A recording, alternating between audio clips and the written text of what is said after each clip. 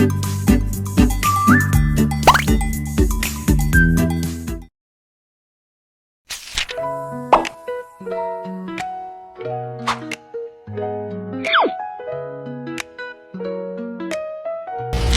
ini, kumpulan 5 akan membentangkan tajuk etika dan perabatan dalam alam lain. Malaysia merupakan sebuah masyarakat majmuk yang terdiri daripada pelbagai kaum seperti Melayu, Cina, Iban dan Bumi Putera Sabah dan Sarawak. Serta banyak etnik ini, kepelbagaian ini bukan sahaja memperkayakan identiti negara kita, tetapi juga menjadikan interaksi antara budaya sebagai satu elemen penting dalam kehidupan seharian. Setiap kaum membawa tradisi, budaya dan nilai etika yang tersendiri. Namun, untuk memastikan masyarakat hidup dalam keadaan harmoni, kita perlu memahami bagaimana nilai-nilai ini terbentuk dan bagaimana ia menyumbang kepada pembinaan perabatan yang kita nikmati hari ini. Oleh itu, pembentangan kami akan memberi tumpuan kepada 4 perkara utama. Pertama, kami akan menerangkan definisi etika dan perabatan menurut sarjana tempatan dan antarabangsa. Kedua, kami akan melihat perkembangan perabatan Malaysia sebelum, semasa dan selepas zaman kolonial. Ketiga, kami akan meneliti pengaruh agama dan falsafah terhadap sistem nilai dan masyarakat Malaysia. Akhir sekali, kami akan menunjuk bagaimana nilai tradisional ini masih wujud dan diamalkan dalam kehidupan moden hari ini. Dengan ini, kita dapat memahami bagaimana etika dan perabatan membentuk identiti negara, menekankan keharmonian dalam masyarakat yang berbilang kaum.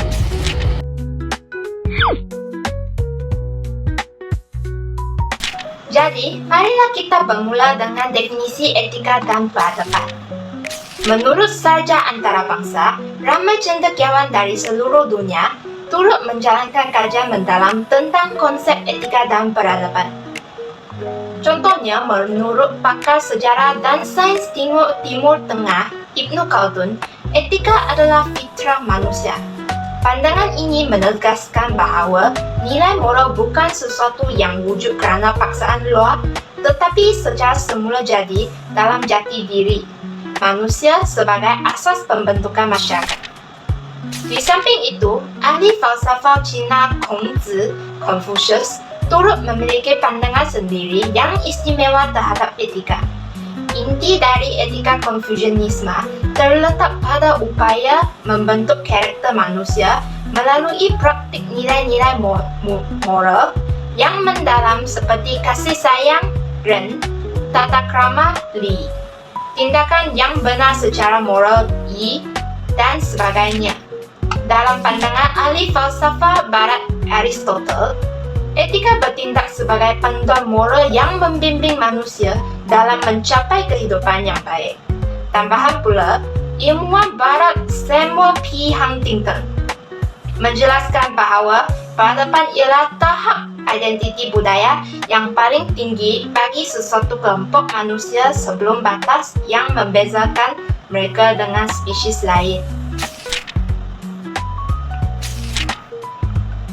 Manakala menurut sarja tempatan, etika bermaksud prinsip moral atau nilai akhlak yang menjadi pegangan seseorang individu atau sesuatu kumpulan manusia, manakala peradaban bukan sahaja ditakrif sebagai sistem dan tahap perkembangan sosial sesuatu bangsa, malah didefinisikan sebagai kemajuan sosial dan kebudayaan sesuatu bangsa.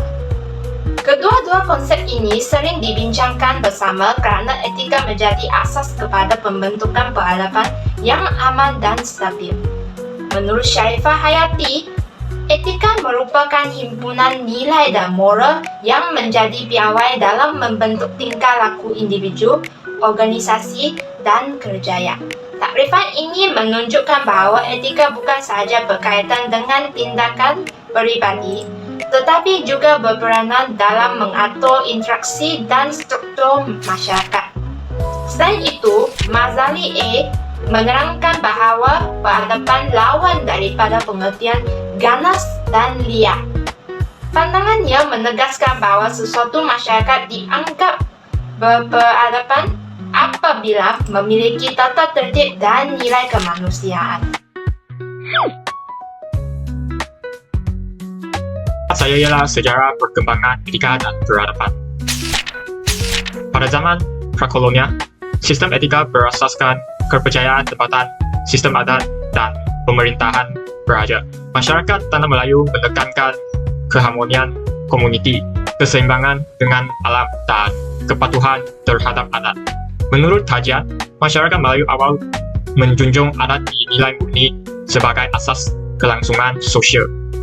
Nilai adat ini menjadi tunjang moral dan sosial masyarakat tradisional. Pada zaman kolonial, ketika zaman kolonial penjajahan bermula apabila kuasa asing dari negara Portugis, Belanda, British, dan Jepun menguasai tanah Melayu. Terutamanya, penjajahan British telah memperkenalkan sistem pendidikan dan undang-undang barat yang berteraskan nasionalisme dan individualisme. Hal ini membawa pertembungan nilai antara timur dan barat. Kajian kognitif terhadap pelajar kursus penghayatan etika dan peradaban menunjukkan bahawa tahap pemahaman pelajar masih rendah kerana kurang penghayatan isu kontemporari dalam konteks etika dan peradaban. Pada zaman pasca kolonial, Malaysia memperkuat peranan etika dan peradaban melalui pendidikan tinggi dan kursus wajib yang menitikberatkan harmoni masyarakat majmuk, tanggungjawab sosial dan kelestarian. Transformasi ini mencerminkan bahawa pembentukan etika dan peradaban bukan sekadar penyerapan nilai luar, tetapi penghasilan identiti baru yang menggabungkan nilai tradisional dan moden dalam acuan Malaysia. Kesimpulannya, perkembangan etika serta peradaban di Malaysia telah melalui proses evolusi yang panjang. Perjalanan ini menunjukkan bahawa etika dan peradaban di Malaysia bukanlah satu entiti statik, tetapi merupakan hasil percampuran dinamik antara warisan tradisional dan nilai popular. Justru, pemahaman terhadap perkembangan etika dan peradaban dalam tiga zaman ini penting bagi membentuk model insan yang kompeten, bermoral dan mampu menghadapi sebarang cabaran global moden.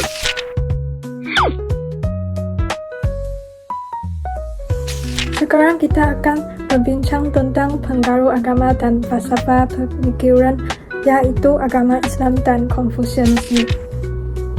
Sebagai salah satu daripada tiga agama yang terbesar di seluruh dunia, Islam yang ajaran utamanya berdasarkan Al-Quran memainkan peranan yang sangat penting dalam pembentukan nilai-nilai masyarakat Malaysia. Nilai inti Islam ialah menghormati Tuhan dan mencintai manusia, yang menjadi sikap dan tahap asas bagi umat Islam dalam berinteraksi dan bertindak. Islam mengajak kepada sifat-sifat seperti saling menghormati, hidup rukun dengan orang lain, rendah hati, dan toleransi. Sifat-sifat ini menjana dan mengekalkan keharmonian dalam masyarakat berbilang kumpulan. Bagi mengukuhkan nilai keharmonian dalam masyarakat majmuk, terdapat tiga prinsip yang diintibak melalui Al-Quran dan Al-Sunnah yang boleh kita jadikan paduan, yaitu Al-Ta'aruf, Al-Ta'awun, dan Al-Tanasur. Saling kenal bermaksud manusia harus saling memahami untuk menjalin hubungan yang rapat, serta mengakui perbezaan antara satu sama lain untuk menggelakkan menyentuh batas sensitif dan larangan pihak lain. Saling bekerja sama bermaksud saling membantu antara manusia tanpa mengharapkan balasan apa-apa. Saling nasihat menekankan kepada memberikan cadangan dan amaran secara mesra dengan perkataan yang sesuai dan tepat.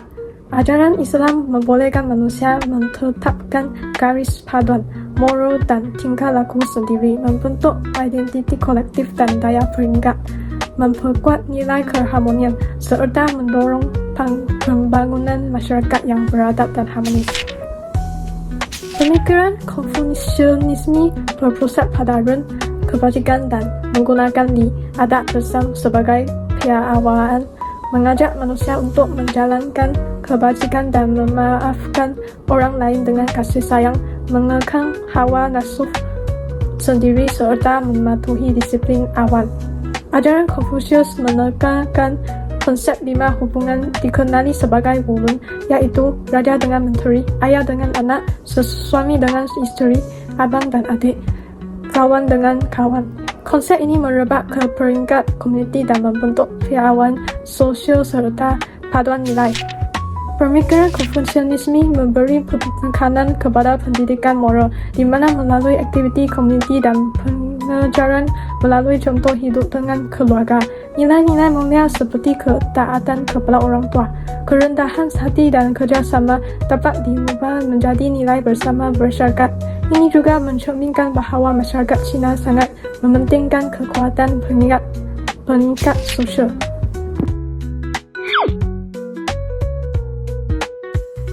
Sekarang saya akan menerangkan penerapan nilai-nilai dalam kehidupan seharian masyarakat maju Malaysia pada masa kini.